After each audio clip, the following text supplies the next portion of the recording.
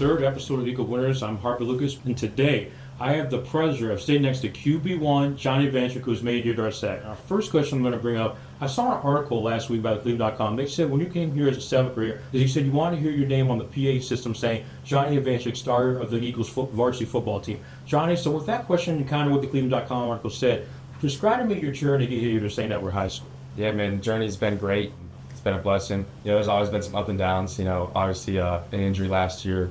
I dug really deep into my faith, and I learned a lot, and I put a lot of hard work. Working with Coach Ivy, working with some teachers and some coaches and stuff. I think that's one of the hardest things you can tell people what they have to learn is the importance of hard work, and you've certainly done it. And fittingly, you, B-Dub, and Zach Alvin all came back from injuries. But tell me, what has been your proudest moment of being the starter for the Varsity Eagles? I would say the proudest moment, it's got to be that Ignatius game, man. Going out against your rivals. We got the win, in front of a big crowd, and that was a very, very exciting day. Okay, let's move on here. We've talked a lot about football. We've talked about your life coming back from an injury. But what does Jonny eventually like to do? I know you hang out with a lot of friends, but what do you like to do in your free time away from St. Edward High School, away from football, and just away from academics? Honestly, I like hanging with my boys. Yeah. Shout out Fifth Brother, by the way. My boys back at O State and stuff.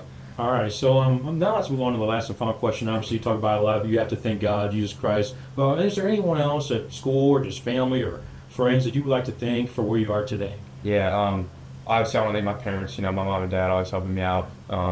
Thank my coaches. Shout out Mr. Williams. He's always helping me out in tough times and stuff like that.